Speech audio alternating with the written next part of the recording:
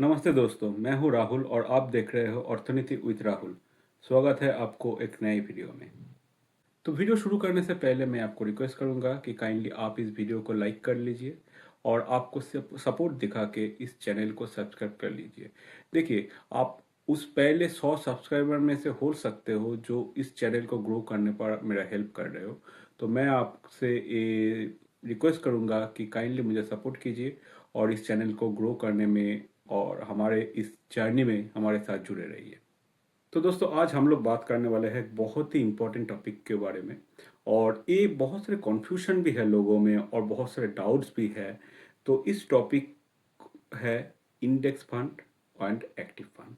तो mutual fund में शायद आप लोगों ने ऑलरेडी इन्वेस्ट कर रहे हो या करने के लिए सोच रहे हो।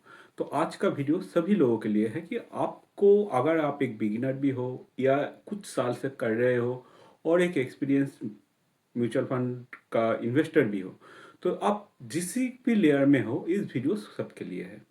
तो पहले तो हम लोगों को बात बहुत लोग शायद सुने होंगे कि एक इंडेक्स फंड। तो इंडेक्स फंड में हम इन्वेस्ट करें या कोई एक्टिव फंड में इन्वेस्ट करें, तो इस कॉन्फ्यूजन को इस वीडियो में हम लोग थोड़ा बहुत आसान करने के कोशिश करेंगे कि आपको समझ में आ जाए कि ये इंडेक्स फंड है क्या, किस डिफरेंट कैटेगरी का इंडेक्स फंड है और आपको क्या करना चाहिए, आपको कैसे इन्वेस्ट करना चाहिए, या ओनली इंडेक्स फंड में इन्वेस्ट करना चाहिए या अलग अलग टाइप का इन्वेस्ट फंड में इन्वेस्ट करना चाहिए, या उसके साथ आपको कुछ एक्टिव फंड में भी इन्वेस्ट करना जरूरी है। तो पहले हम लोग इंडेक्स फंड के बारे में बात करने से पहले देखिए, first of all index fund is also a mutual fund. आप एक किस तरीके से काम करते हैं वो समझने के लिए पहले हम लोग को जानना पड़ेगा कि इंडेक्स क्या होता है। तो बहुत आसान भाषा में अगर हम लोग इसको माने कि देखिए कि हमारे जो इंडियन स्टॉक मार्केट है, जैसे हम लोग बीएसई बोले कि बॉम्बे स्टॉक एक्सचेंज या एनएससी नेशनल स्टॉक एक्सचेंज, जहाँ पे भी बोले तो वहाँ पे कुछ कंपनीज लिस्टेड है, अराउंड 5000 कंपनीज। लेकिन सभी कंपनीज को हम लोग अलग अलग कैटेगरीज में डिवाइड किया हुआ है। जैसे कि लार्ज कैप फंड हम लोग बोलते हैं, मिड कैप फंड बोलते हैं और स्मॉल कैप फंड बोलते हैं। तो वो उसको किसके ऊपर डिपेंड करके बोलते हैं कि उसका मार्केट कैपिटलाइजेशन क्या है, वो कंपनी कितना बड़ा है, इसको रिप्रेजेंट करते हैं। तो इंडेक्स क्या है? इंडेक्स है कि एक स्टैटिस्टिकल मेजर जो एक कलेक्टिव स्टॉक्स को ट्रैक करते हैं। तो ये अलग अलग तरीके का इंडेक्स अलग अलग टाइप का स्टॉक्स को ट्रैक करते हैं। तो आप ऐसे बहुत लोग, जैसे हम लोग जब भी इंडेक्स के बारे में बोलते हैं, लोग पहले सोचते हैं कि Nifty 50 is the only index fund. नहीं, बहुत डिफरेंट टाइप का इंडेक्स फंड है जिसका ऑब्जेक्टिव अलग अलग होता है। Nifty 50 is one of them. हाँ, हो सकता है कि सबसे ज्यादा लोगों को पता है इसके बारे में। लेकिन निफ्टी 50 का भी एक ऑब्जेक्टिव है। वो क्या करता है कि ये जो स्पेसिफिक इंडेक्स है, जैसे कि हम लोग जो निफ्टी 50 जो इंडेक्स है, उस निफ्टी इंडेक्स को एक लिमिटेड स्टॉक्स, फर्स्ट 50 स्टॉक्स को ट्रैक करता है। अब वो ट्रैक कैसे करेगा? हर एक स्टॉक्स का एक वेटेज होता है। उस वेटेज के ऊपर डिपेंड करके एक स्टैटिस्टिकल एनालिटिक्स करके एक जो भी 50 स्टॉक्स के उसका वेटेज दिया गया। जैसे कि एचडीएफसी सबसे बड़ा उसका वेटेज है, तो उसका अराउंड 8 to 9%, या वो आप एनएससी के वेबसाइट में जाके भी चेक कर सकते हैं कि हर एक इंडेक्स कितने स्टॉक्स को ट्रैक कर रहा है। या अगर आप सेंसेक्स के बारे में पूछे तो वहाँ पे भी आप देख सकते हैं कि मेनली फर्स्ट 30 स्टॉक्स को ट्रैक करते हैं, जो जो बीएससी का होता है। तो इसमें आपको पता चल जाएगा कि उसका वेटेज कितना होता है। अब ये तो हो गया इंडेक्स के बाद। कि इंडेक्स क्या है, अगर मैं फिर से आपको रिवाइज कर दूं, इंडेक्स है कि एक स्टैटिस्टिकल मेजरमेंट होता है for some stocks on a specific sector और on basis of their market capitalisation. इसके ऊपर अलग अलग टाइप का इंडेक्सेस बनता है। तो ये तो हो गया इंडेक्स। अब इंडेक्स फंड के बारे में अगर हम लोग बात करें, इंडेक्स फंड वो ही फंड होगा जो ब्लाइंडली या एग्रेसिवली उस एक स्पेसिफिक इंडेक्स को ट्रैक करने का या कॉपी करने का कोशिश कर रहा है।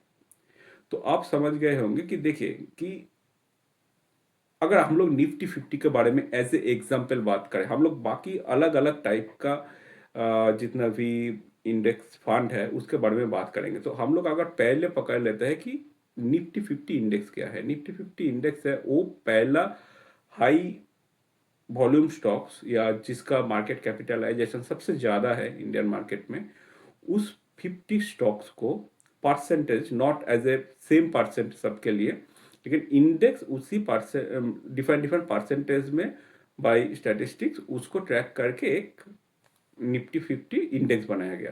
तो जो म्यूचुअल फंड कुछ अलग से नहीं करेगा, बस उसी इंडेक्स को कॉपी करेगा।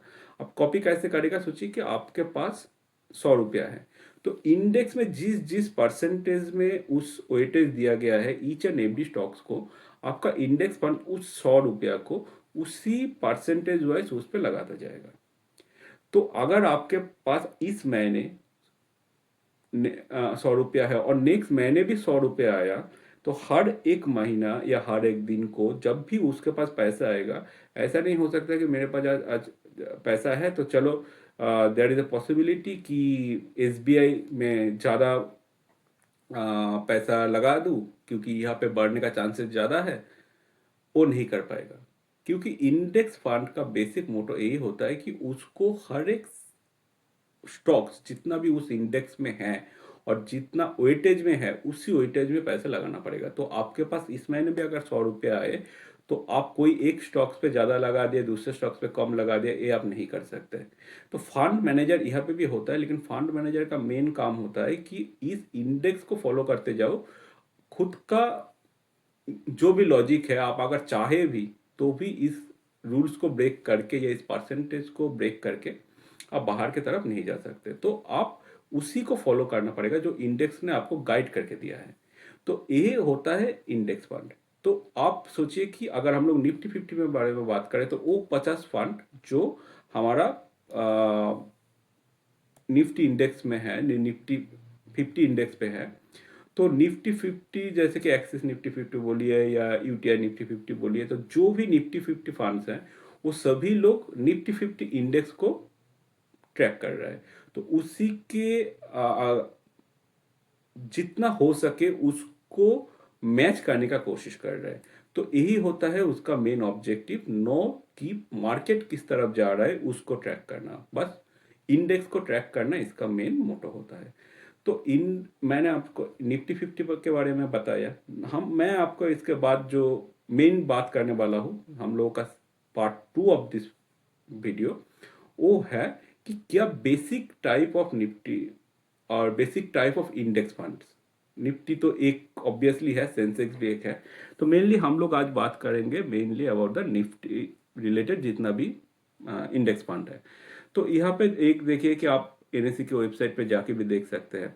और आप अगर बेसिक इंडेक्स के बारे में बात करें, वहाँ पे एक तो है कि निफ्टी 50 ऑलरेडी हम लोगों ने बात किया। उसके बाद आता है निफ्टी नेक्स्ट 50।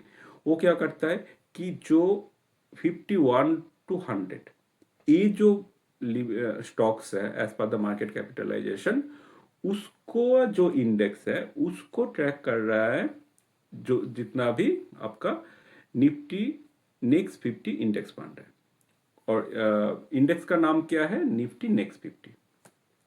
उसके बाद और एक आता है निफ्टी 100, ये भी एक इंडेक्स होता है। तो यहाँ पे भी एक वेटेज लिमिटेड दिया गया है कि पहले का जो भी स्टॉक्स है हर कोई रहेगा, लेकिन उसका अलग अलग वेटेज में वो रहेगा। कोई किसी का 5% भी हो सकता है, किसी का 0.5% भी हो सकता है, डिपेंड्स ऑन इसका जितना भी वेटेज इसको दिया गया है। और इंडेक्स फंड जो है वो उसी वेटेज को ट्रैक करके उसी तरीके से उस स्टॉक्स को इन्वेस्ट कर पाएगा। उसके बाद और एक आता है कि निफ्टी 200 जो पहले का 200 है। उसके बाद आता है निफ्टी मिड कैप 150, मेनली दो 101 से लेकर 250 जितना भी स्टॉक्स है ये निफ्टी मिड कैप 150 में आता है। और उसके बाद आता है निफ्टी स्मॉल कैप 250 जो 251 स्टॉक्स से लेकर 500 स्टॉक्स तक होता है। तो और उसके साथ है निफ्टी 500 मोमेंटम फंड और इस टाइप का सेंसेक्स भी है। तो आप अलग अलग तरीके से उसमें इन्वेस्ट कर सकते हो, लेकिन वो बेसिक इंडेक्स अगर हम लोग बोले तो ये मोटा मोटा मैं आपको बता दिया, this is the basic index fund जो आपको मेनली शेयर मार्केट का जो वेटेज है, मतलब जो मार्केट कैपिटलाइजेशन है उसके ऊपर डिपेंड करके जो कंपनी का रैंकिंग है उस रैंकिंग में उसको ए अलग अलग इंडेक्सेस बनाया गया है, और जो भी इंडेक्स फंड उस स्पेसिफिक इंडेक्स को फॉलो करता है उस इंडेक्स फंड को उसी नाम से जाना जाता है।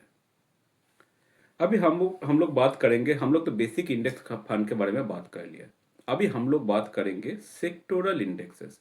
जैसे कि मैं आपको बता दूं कि एक कोई स्पेसिफिक सेक्टर के ऊपर अगर एक इंडेक्स बनाया गया है उसको हम लोग सेक्टोरल इंडेक्सेस बोलते हैं।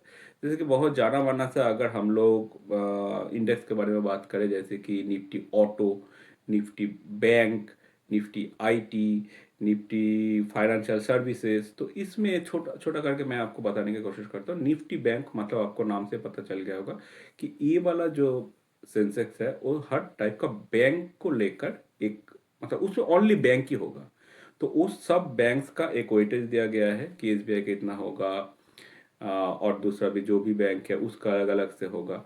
तो उस परसेंटेज वाइज उस निफ्टी बैंक में उसका इंडेक्स बनता है।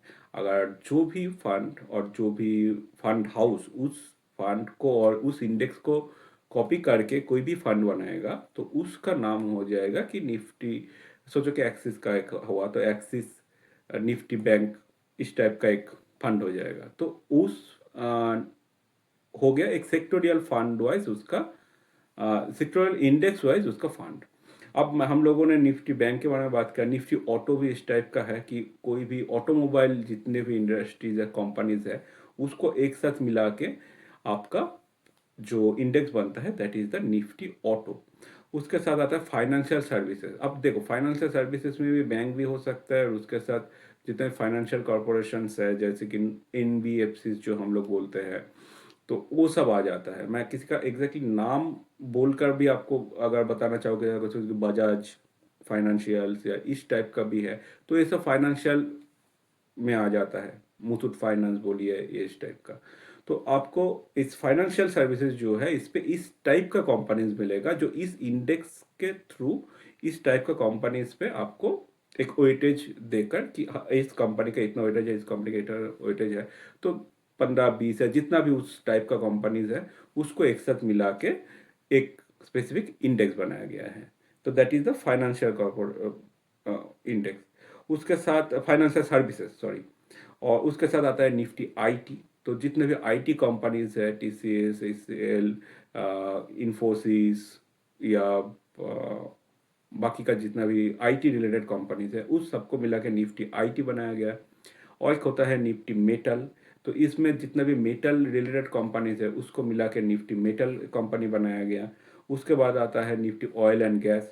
तो आपको नाम इसके नाम से पता चल रहा है कि जितने भी oil and gas related companies है ओएनजीसी बोलिए इस टाइप का, तो वो सबको मिला के उसका एक स्पेसिफिक वेटेज देकर इस स्पेसिफिक इंडेक्स को बनाया गया है। तो दैट्स मैंने कितने डिफरेंट डिफरेंट जो सेक्टोरल जो इंडेक्सेस है उसके बारे में आपसे बात किया। अभी हम लोग बात करेंगे नेक्स्ट टॉपिक, उसका नाम है थीमेटिक इंडेक्स। देखिए बहुत लोगों का एक कॉन्फ्यूजन होता है कि ये सेक्टोरियल और थीमेटिक शायद सेम ही है, लेकिन ये एक्चुअली है नहीं। सेक्टोरियल मैंने आपको क्या बताया कि ये सेक्टर वाइज कि एक सोचिए कि बैंक है तो बैंक इज अ सेक्टर, तो सब निफ्टी बैंक मतलब ओनली बैंक ही रहेगा। लेकिन हम लोग अगर थीमेटिक के बारे में बात करें तो वो एक थीम को ट्रैक कर रहा है वो, और एक एक थीम के ऊपर डिपेंड करके उसका कॉरेस्पॉन्डिंग कंपनी चूज कर रहा है, और ये अलग अलग सेक्टर से हो सकते हैं। तो ऐसा नहीं है कि एक थीमेटिक कंपनी जो इंडेक्स है वो एक ही सेक्टर से होगा, नहीं, वो अलग अलग सेक्टर से हो सकते हैं। जैसे कि एज ए एग्जांपल मैं आपको बताऊं कि जो निफ्टी इन इंडिया जो कंजम्पशन फंड है, निफ्टी इंडिया कंजम्पशन, वो एक थीमेटिक फंड है। लेकिन उसके अंदर अगर हम लोग देखें कि किस टाइप का उसके अंदर सेक्टर है, वहाँ पे आपके कंज्यूमर गुड है, कंज्यूमर सर्विसेज है, ऑटो है, पावर है, हेल्थ केयर है, सर्विसेज कंपनीज है। तो ये सबको मिला के आपका एक थीमेटिक इंडेक्स बनता है।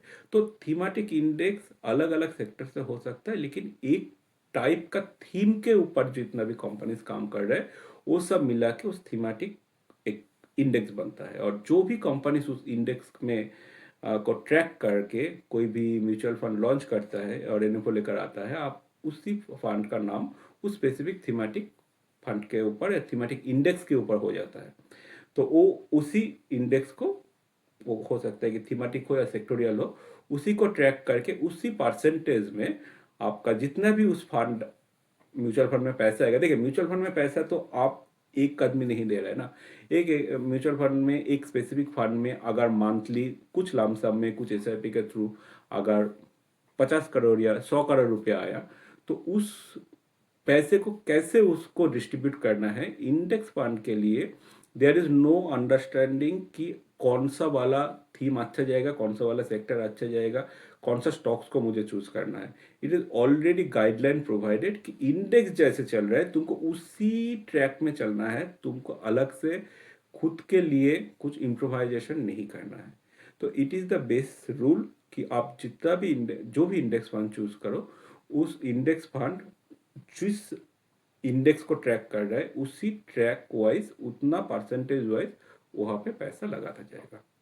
अब हम लोग बात करते हैं कि ये जो इंडेक्स फंड है और एक्टिव फंड है, इस पे क्या डिफरेंस है। जैसे मैं आपको वीडियो के पहले भी बताया, इंडेक्स फंड का इंडेक्स पहले से चूज किया हुआ रहता है, वेटेज चूज किया रहता है, उसी वेटेज में इंडेक्स फंड पैसा लगाता जाता है। तो वहाँ पे अगर आप बोले कि जितने भी फंड मैनेजर का लेबर, मतलब उसका कॉस्टिंग होता है, कि उसका टीम होता है, उस टाइप का खर्चा बहुत कम हो जाता है, क्योंकि उतना रिसर्च का जरूरत नहीं पड़ता है।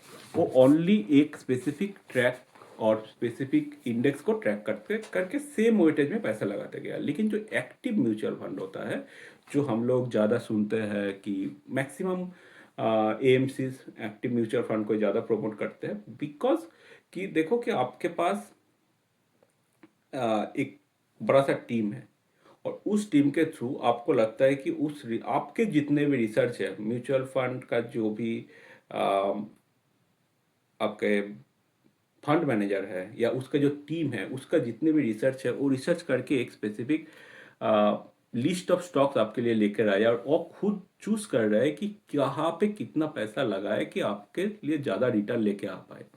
तो ये है एक्टिव म्यूचुअल फंड, जहाँ पे एक फंड मैनेजर होगा और उसके पास वो फ्लेक्सिबिलिटी होगा कि वो कहाँ पे कितना वेटेज में पैसा लगाए। लेकिन एक बात भी है, एक्टिव म्यूचुअल फंड में भी अलग अलग टाइप का है।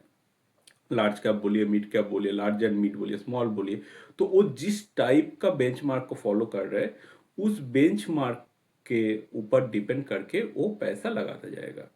आप आप सोचिए कि एक लार्ज कैप म्यूचुअल फंड है, तो वो पहले 100 में पैसा लगा रहा है, और एक निफ्टी 100 फंड है, वो भी पहले 100 में पैसा लगा रहा है।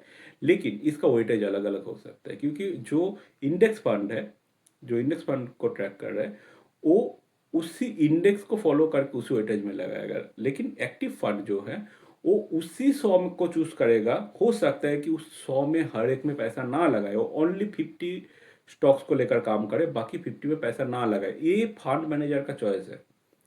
लेकिन जब भी वो लगाया और जितना भी वेटेज में लगाया, सोचिए कि एचडीएफसी इंडेक्स में सबसे ज्यादा है, लेकिन फंड मैनेजर को लगा कि नहीं, मुझे एचडीएफसी में पैसा नहीं लगाना है, क्योंकि I am not seeing any growth in near future, या इन लॉन्ग टर्म फ्यूचर में पैसा मैं उतना ग्रोथ नहीं देख रहा हूँ।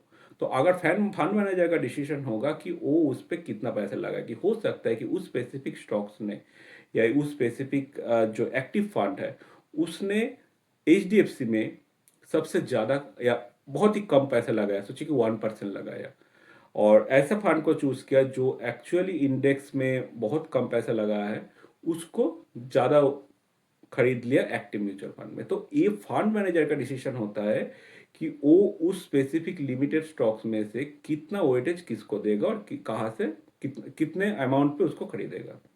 और एक डिफरेंस जो होता है कि हम लोग का कोई भी म्यूचुअल फंड हो, एक्टिव हो या पैसिव हो, तो उसको चलाने के लिए जो भी फंड मैनेजर है, तो वो आपके बिहाफ पे काम कर रहा है, तो उसके लिए आपको एक पैसा उसको देना पड़ता है, जो हम लोग जानते हैं कि एक्सपेंस रेशियो। तो as because active mutual fund में आपका फंड मैनेजर का एक टीम होता है, जो आपके लिए रिसर्च कर रहा है कि कहाँ पे पैसा लगाना चाहिए, कितना पैसा लगाना चाहिए, तो उसके एक कॉस्टिंग ज़्यादा होता है। तो एक्सपेंस रेशियो जो इसके लिए एक्टिव म्यूचुअल फंड में अगर आप डायरेक्ट इन्वेस्ट भी करते हैं तो वो ऐसा भी हो सकता है कि 0.6%, 0.7% से लेकर 1 समथिंग भी हो सकता है। डिपेंड्स ऑन कि आप किस तरीके का फंड से या कौन सा फंड हाउस से आप इस फंड को ले रहे हैं।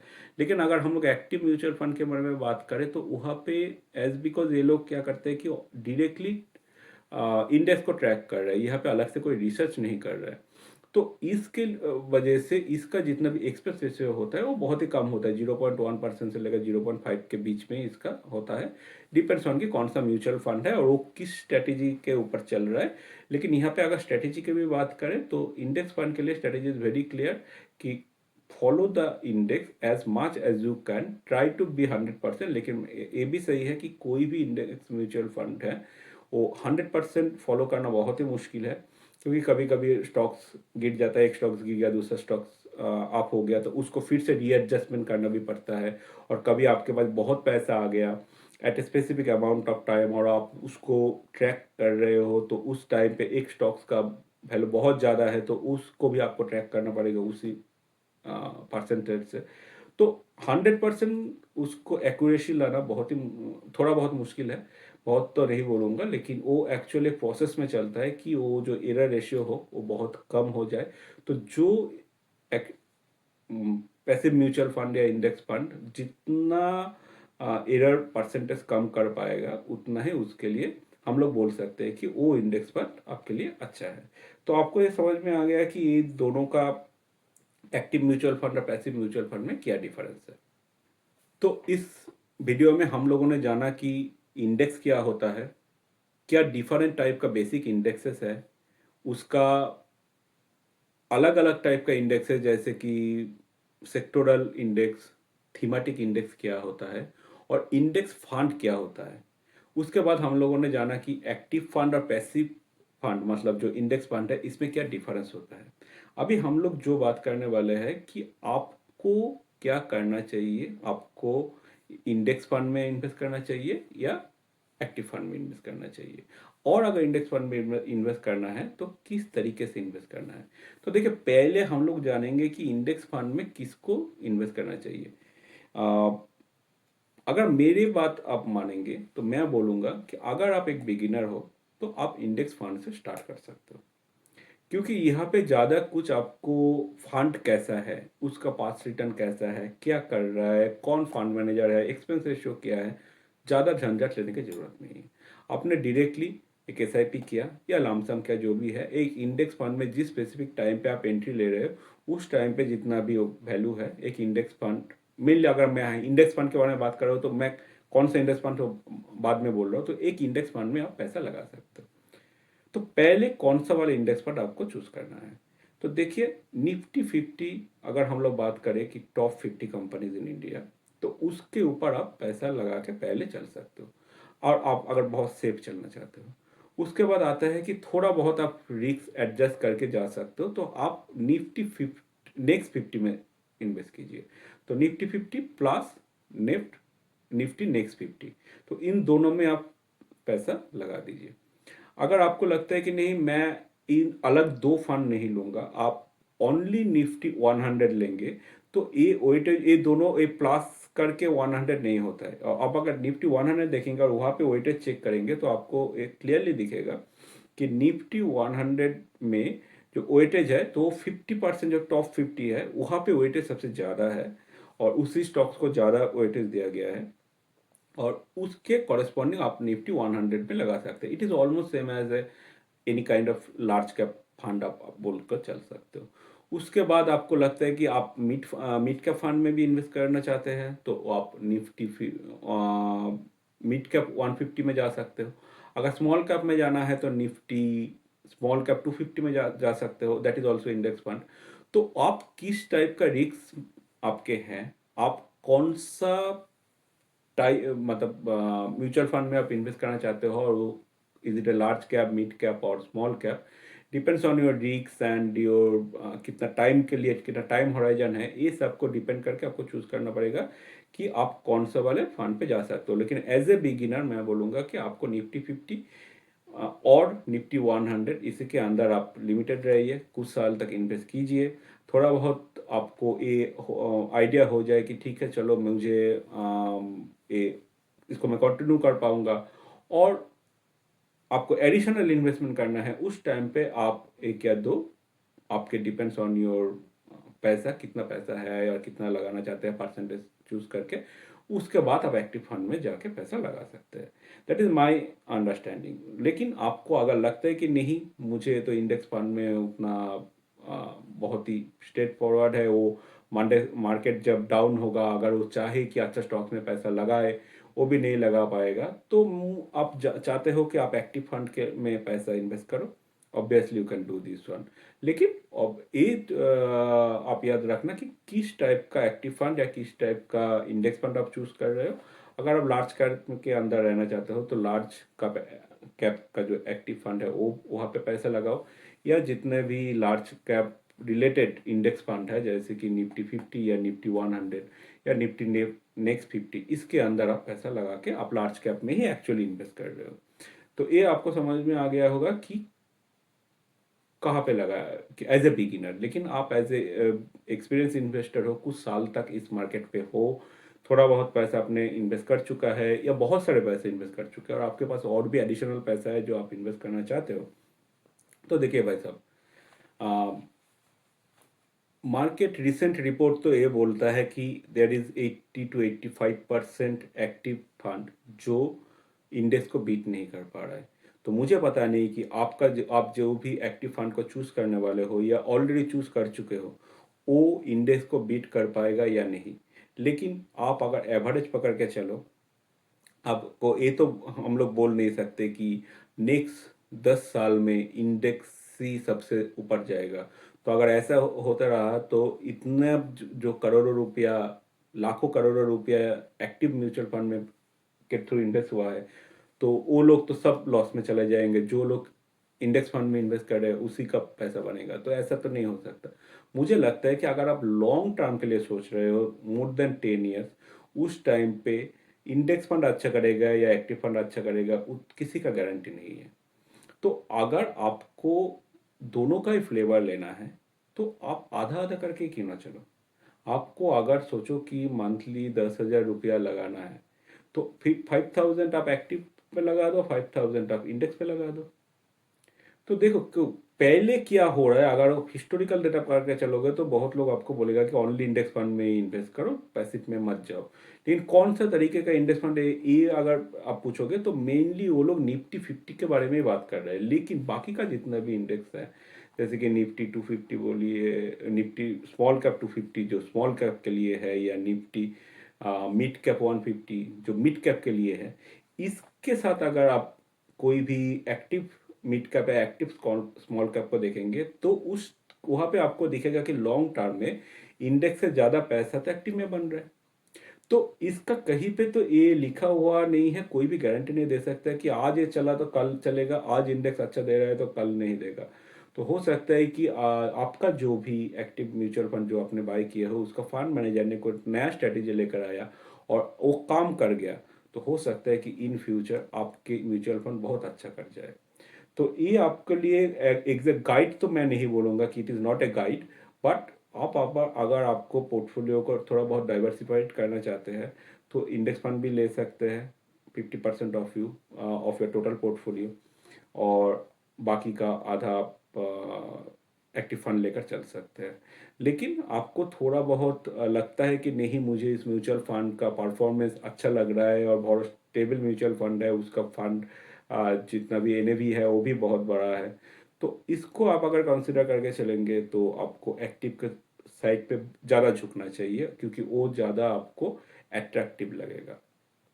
तो ये तो गया कि आपको कौन सा म्यूचुअल फंड चूज करना है, और आपको ओनली म्यूचुअल एक्टिव में रहना है या एक्टिव प्लस पैसिव में जाना है, और ये कौन सा टाइप का इंडेक्स फंड में आपको पैसा लगाना चाहिए। तो यही था आज के लिए वीडियो, और मैं आपको रिक्वेस्ट करूंगा कि आपको इस वीडियो कैसा लगा काइंडली एक आपका वैल्यूएबल कमेंट देके जाइएगा। और आपको लगता है कि आपके पोर्टफोलियो में अगर एक्टिव फंड है और वो किस तरीके का परफॉर्मेंस कर रहा है, या इंडेक्स फंड है वो किस तरीके से परफॉर्मेंस कर रहा है, आप हम लोगों को बताना चाहते हो, या आपको लगता है कि आप के लिए एक डिफरेंट ओपिनियन प्ले करता है इंडेक्स फंड, तो वो भी इस वीडियो के कमेंट सेक्शन में आप बता के जाना, कि बाकी लोगों के लिए भी ये समझना आसान हो कि बाकी इन्वेस्टर क्या सोच रहे हैं। और इट इज़ नॉट ओनली कि एक ने पैसा बना लिया बाकी सब ने नहीं बनाएगा, ये तो नहीं हो सकता, क्योंकि आप आए हो मार्केट में तो मार्केट में सभी का एक साथ ही चलना पड़ेगा।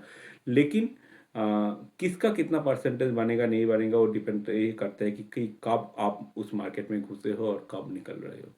अगर आप लॉन्ग टर्म के लिए सोच रहे हो तो सभी का एक ही तरीके का बनेगा, ज़्यादा आपको उतने डिफरेंसेस नहीं दिखेगा। 1 साल में 3 साल में शायद थोड़ा बहुत डिफरेंसेस आपको हर एक म्यूचुअल फंड में दिख जाएगा, लेकिन आप अगर लॉन्ग टर्म में आप देख रहे हो, 10 साल 15 साल के हॉराइजन में आप देख रहे हो, तो ज़्यादा परसेंटेज वाइज गैप नहीं बनेगा। लेकिन हाँ, ये भी सही है कि किसी का 12% है, किसी का 14% है, तो 15 साल के हॉराइजन में 2% का गैप मतलब बहुत, मतलब एज ए मनी बहुत डिफरेंस हो जाता है। लेकिन कोई तो अभी बैठ करेगा, आपको गारंटी नहीं दे सकता कि आपका वाला mutual fund after 15 years it will be 14% या 12% या जस्ट 5%। तो आपको पैसा लगा के जाना पड़ेगा, टाइम टाइम में उसको रिवाइज करते रहिए। आपको लगे कि नहीं इसका और ज़्यादा ये नहीं अच्छा परफॉर्मेंस नहीं आ रहा है कुछ सालों से, तो इसको चेंज करना चाहिए, तो वो भी आप डिसीजन लेना जरूरी हो सकता है। ऐसा नहीं हो सकता कि एक ही म्यूचुअल फंड आपको ऐसा, मतलब मैं ये नहीं बोल रहा हूँ कि नहीं हो सकता, हो भी सकता है। और कभी कभी आपको ऐसा डिसीजन लेना पड़ता है कि एक म्यूचुअल फंड को स्टॉप करके दूसरे में उस पैसे को ट्रांसफर करें, या जो इन फ्यूचर SIPs है उसको पुराने फंड पे ना डाल के कुछ नया फंड पे उसको इन्वेस्ट करना स्टार्ट करें। तो चलिए दोस्त लोग, बहुत हो गया आज के लिए, और यहाँ तक जुड़ने के लिए बहुत बहुत थैंक यू। मैं लेके आऊँगा इस तरीके का और भी नया video. Thank you, all the best, good bye.